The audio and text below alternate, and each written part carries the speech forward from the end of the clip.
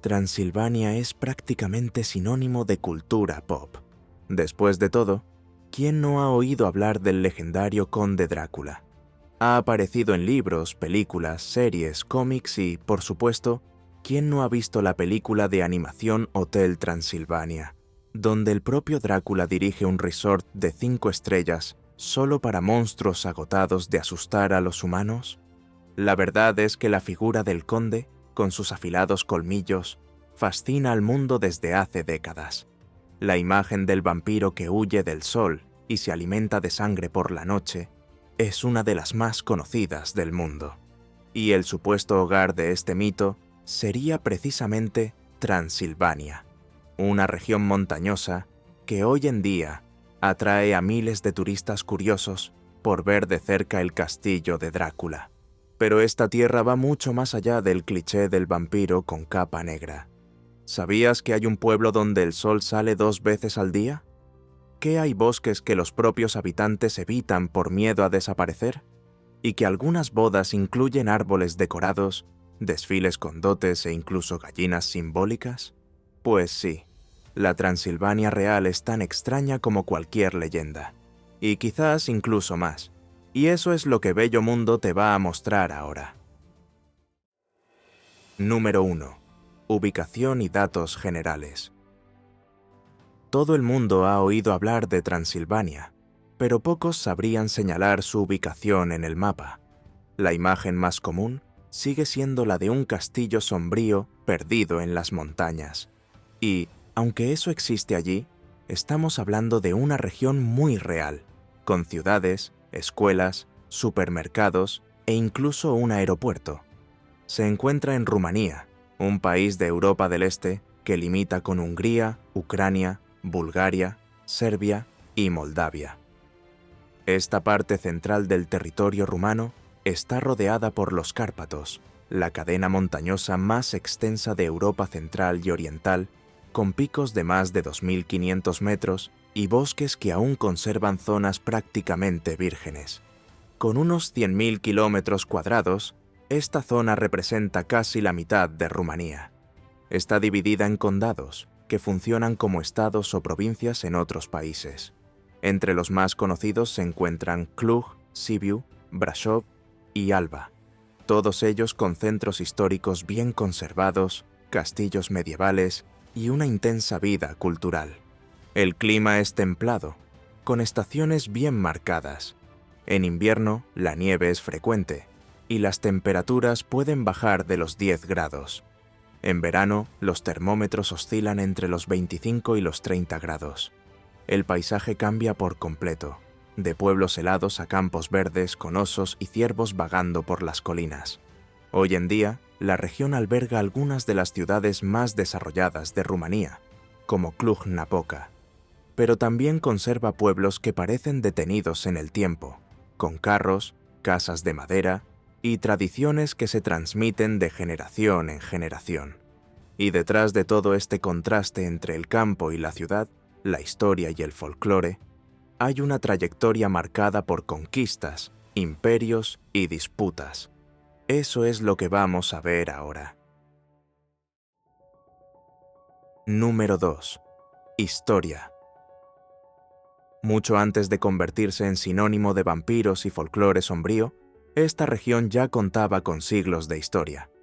Todo comenzó en la antigüedad, cuando la zona formaba parte de Dacia, un territorio montañoso habitado por pueblos antiguos, que fueron conquistados por el Imperio Romano en el siglo II, después de Cristo.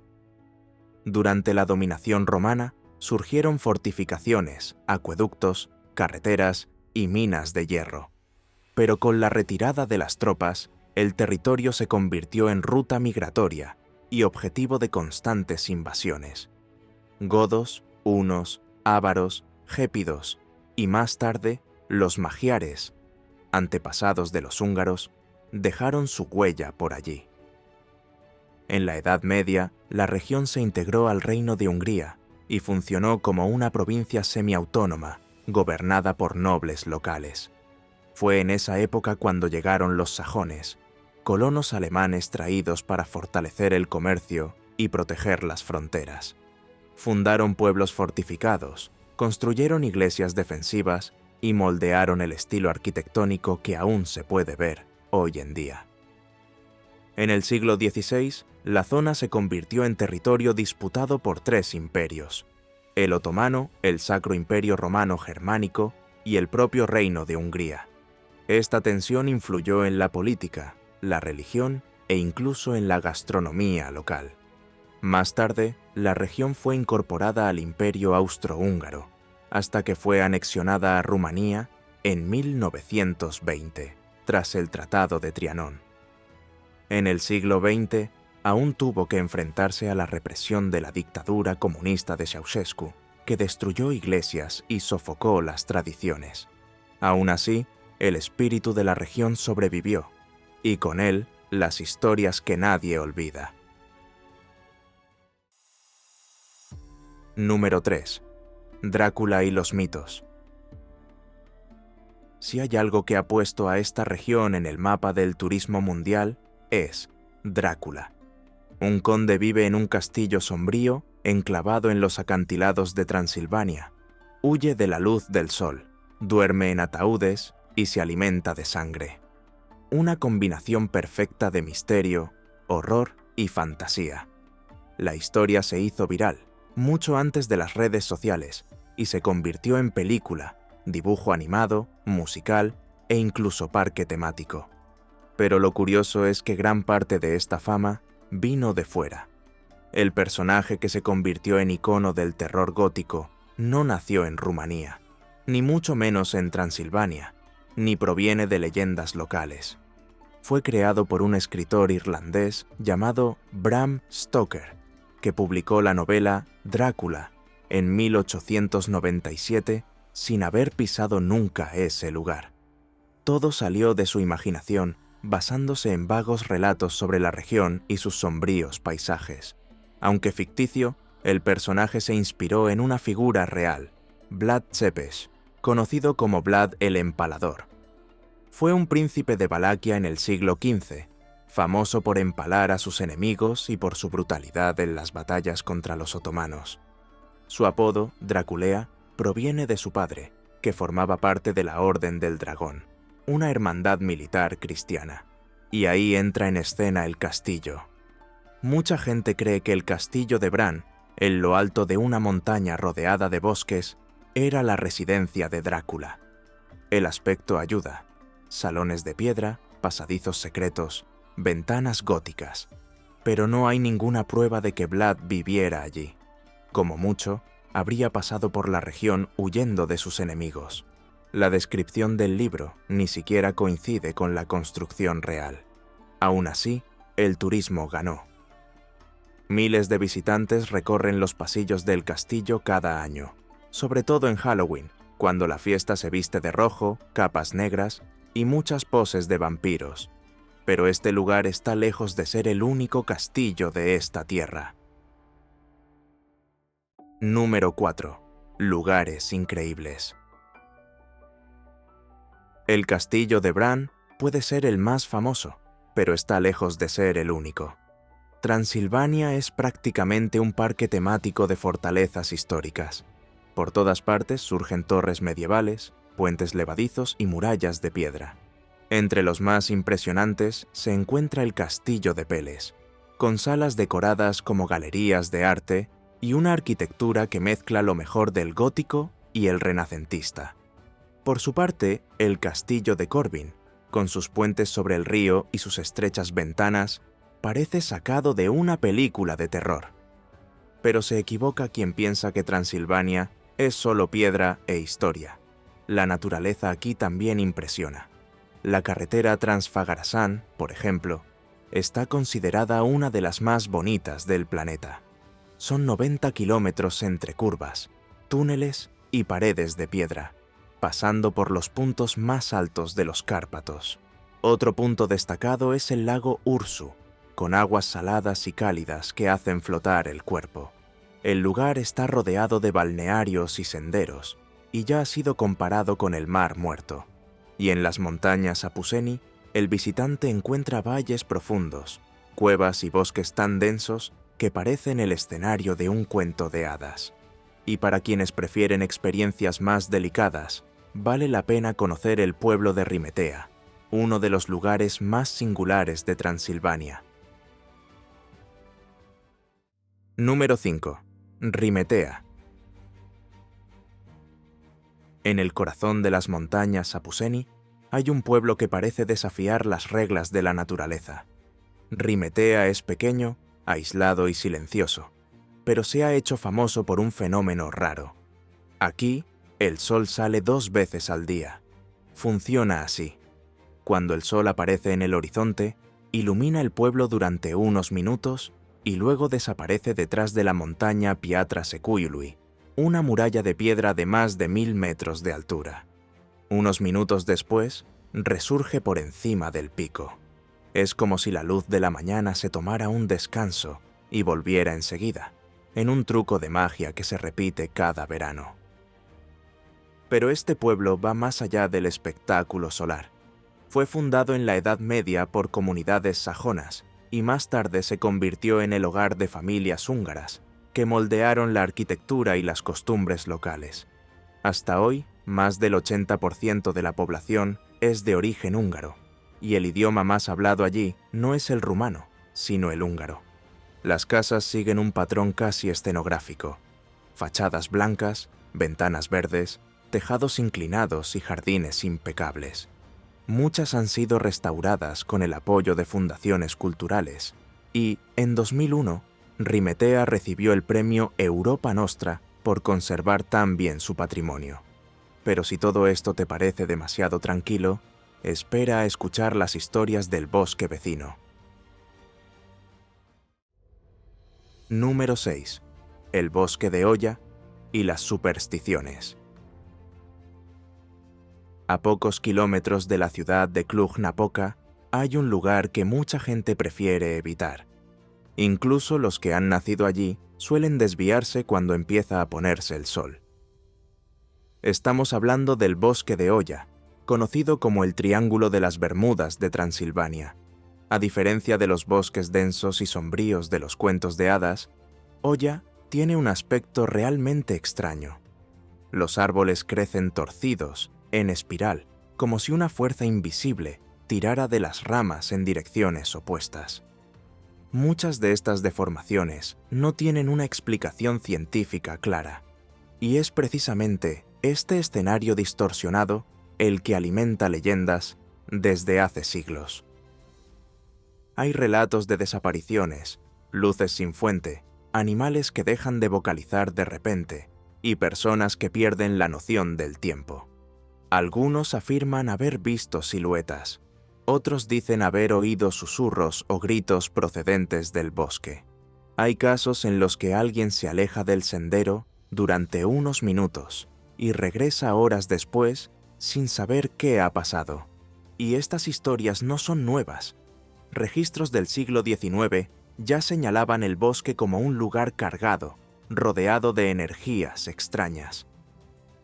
Para los residentes, el nombre Joya ya impone respeto. Muchos creen que los espíritus de los que murieron sin paz siguen vagando por allí. Por eso, no es raro encontrar ofrendas discretas dejadas en los senderos más aislados. El lugar atrae a cazadores de fantasmas, documentalistas y turistas en busca de experiencias paranormales. Pero para quienes viven allí, el tema es serio. Nadie juega con el bosque. Se considera un espacio de silencio, sombra y cuidado. Número 7. Población y costumbres. Ahora que ya sabes dónde está Transilvania, conoces un poco de su historia. Has visitado castillos de piedra e incluso un pueblo donde el sol sale 2 veces. Ha llegado el momento de conocer la parte más viva de la región, su gente y sus costumbres. Transilvania tiene unos 7 millones de habitantes, lo que representa casi 1/3 de toda la población de Rumanía. Pero lo que más llama la atención no es el número, sino la diversidad. Además de los rumanos, la región alberga una de las mayores comunidades húngaras fuera de Hungría. También viven allí gitanos, sajones alemanes, ucranianos y judíos, cada uno con su idioma, su comida y sus propias costumbres. Este crisol cultural se refleja en todo. Las señales de tráfico están escritas en 2 idiomas. La arquitectura cambia de un pueblo a otro. Las religiones conviven en armonía. Hay iglesias ortodoxas, católicas, protestantes y unitaristas incluso en las ciudades más pequeñas. Y no es raro encontrar familias que aún siguen rituales antiguos, transmitidos de generación en generación. En las zonas rurales es habitual ver carros, mercados de trueque y mujeres hilando lana en los balcones. En las grandes ciudades, la vida gira en torno a las universidades, la tecnología y la cultura pop. Pero en todos los rincones hay algo que no cambia: el sentido de comunidad. Y es precisamente eso lo que da origen a las tradiciones más fuertes de la región. Algunas son hermosas, otras bastante inusuales. Número 8. Tradiciones y fiestas populares. En Transilvania, la tradición no es cosa de museos. Baila por las calles, se borda en la ropa, se difunde en las leyendas y se renueva con cada estación del año. Aquí, cada fase del calendario trae consigo un ritual diferente, una superstición colectiva o una fiesta que anima a todo el pueblo. Las celebraciones de invierno son las más simbólicas. Todo comienza el 6 de diciembre, el día de San Nicolás, cuando los niños dejan sus botas en las ventanas esperando dulces o varas, dependiendo de su comportamiento. A partir de ahí, los pueblos entran en ritmo de preparación para la Navidad. Las mujeres se reúnen por la noche para hilar, coser ropa festiva y compartir historias de su juventud. Los hombres se encargan de las provisiones, la leña y la carne para los banquetes. En Navidad, grupos de niños van de casa en casa cantando y ganando nueces, frutas, panes o monedas. Los chicos más mayores llevan disfraces elaborados. Hay la danza de la cabra, con máscaras y movimientos simbólicos, y el Biflaim, un teatro itinerante que representa el nacimiento de Jesús. En Año Nuevo, la tradición manda hacer el Pequeño Arado, un desfile que recorre el pueblo deseando abundancia para el año siguiente. En Semana Santa, además de las misas y las comidas familiares, hay una curiosa costumbre.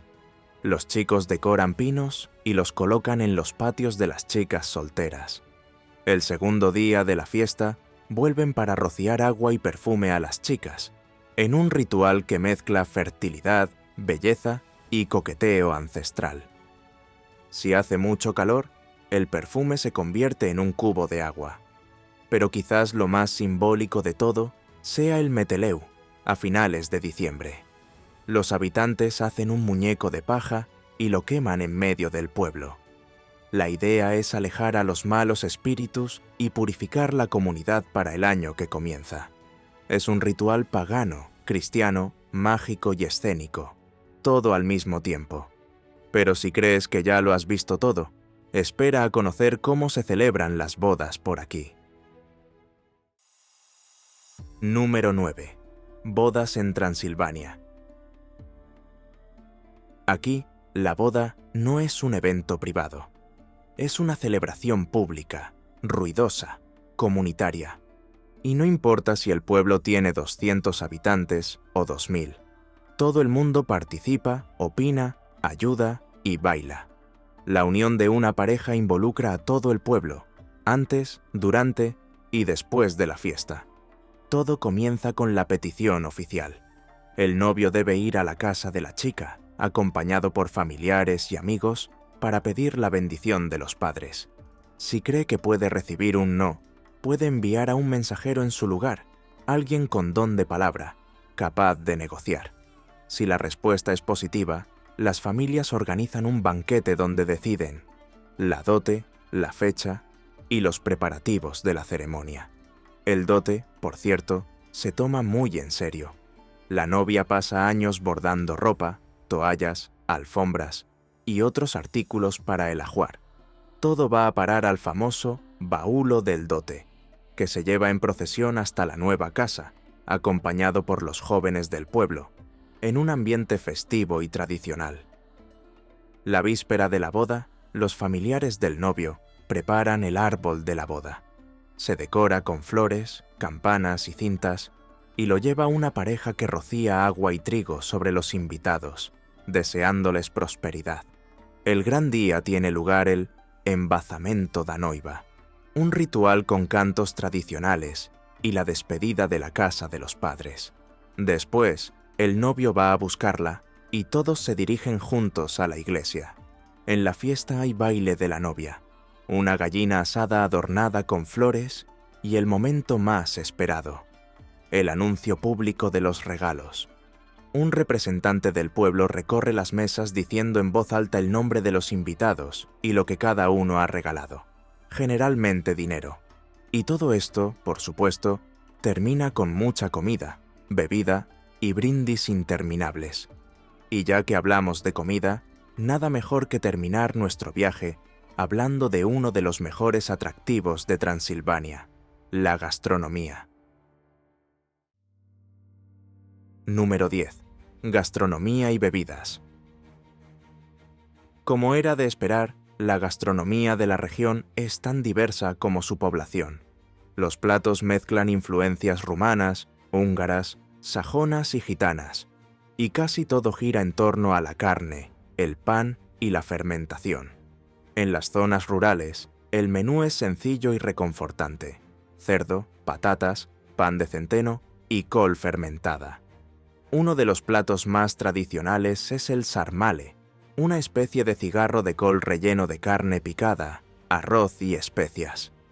Entre los húngaros de la región destaca el gulyás, el famoso guiso de carne con patatas y pimentón, servido en generosas raciones, siempre bajo algún roble, en un caldero suspendido sobre el fuego.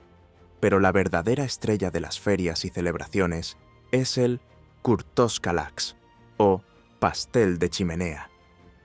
La masa se enrolla en un pincho de madera, se asa sobre brasas vivas y se cubre con azúcar, canela o nueces. Crujiente por fuera, suave por dentro, es imprescindible en bodas, mercados y fiestas religiosas. Y si la comida es abundante, las bebidas son aún más fuertes, literalmente. La más tradicional es la palinka, un aguardiente artesanal elaborado con frutas como ciruela, melocotón y manzana, con más del 40% de alcohol. En muchos pueblos se sirve incluso antes del desayuno, un gesto de hospitalidad que, según la tradición, no debe rechazarse. La verdad es que, en Transilvania, todo tiene historia, desde lo que se come hasta lo que se brinda, y, a pesar de todo su pasado, sigue sorprendiendo a quienes la visitan. ¿Y tú? ¿Te ha gustado conocer estas curiosidades? Cuéntanoslo en los comentarios y, por supuesto, dale al me gusta si te ha gustado el viaje, porque en el próximo episodio podemos llevarte a un lugar aún más inesperado de nuestro bello mundo. Hasta entonces.